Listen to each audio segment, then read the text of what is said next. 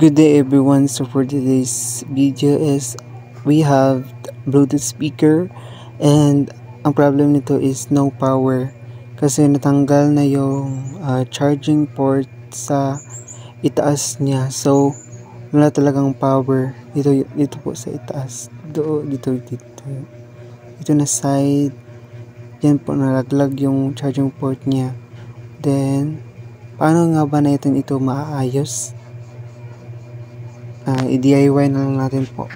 So, hindi natin magamit yung battery kasi nalaglag yung charging port. Kasi sa battery is doon store ng energy. And we have here charging cord. Ito yung gagamitin natin para i-direct doon sa board. Para mabuhay muli itong Bluetooth speaker natin. So, merong 4 na kulay ito. So, ang gagamitin natin is ang gray at red. Yung green at saka white is for data transferring purposes only. Yan po, makikita nyo po. Yan, 4 po yan. Pero, kapag nalito po kayo, pwede nyo pong itest sa multi-tester. So, ayan na po. So, ating gagawin is tali natin yung white at saka green dahil hindi natin yan gagamitin. Gamitin natin ay yung gray,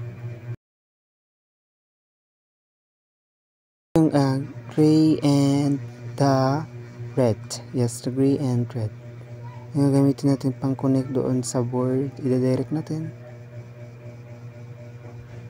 Yes guys, gunting yung ginamit ko since DIY itong gagawin natin. Kunwaring wala tayong gamit sa bahay.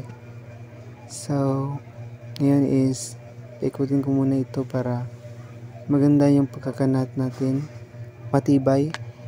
So, sa board natin is i-connect natin doon sa wire na nakakonect sa ating battery. Yes guys, doon sa battery na wire is puputulin natin yon at doon natin idudugtong yung charging cable natin. Ayan po, binabalatan na lang po natin ito para idugtong doon sa ating charging cable para ito yung magsilbing power supply niya.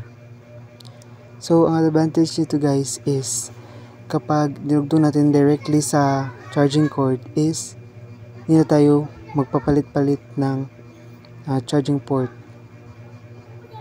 Kasi kung ipapaayos natin ito, malalaglag at malalaglag pa rin ang ating charging port, so expensive masyado. And disadvantages lang niya is kapag burn out is wala talagang power kasi wala na tayong battery na ginamit yan. So ayan, dudugtong na po natin yung red at saka red, positive, that is positive to positive.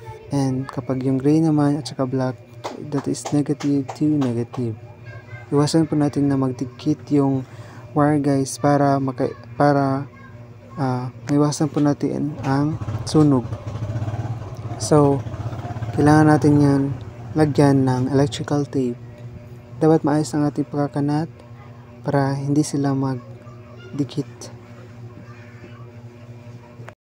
So again guys, ang ginamit natin dito na wire doon sa charging cable is ang gray at saka red kasi ito yung ang purpose nila is for power supply. Yung green at saka white is for data transferring.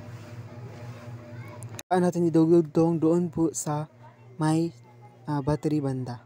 Na guys, natali na natin, nalagyan na natin ng electrical tape. So ngayon is ang gagawin natin is isaksak na natin guys sa outlet. So ayun guys, kumana na siya. So hindi ko lang pinamusic guys, baka makapiright tayo. So, pero gumana yan guys, FM yung pinatugtog ko.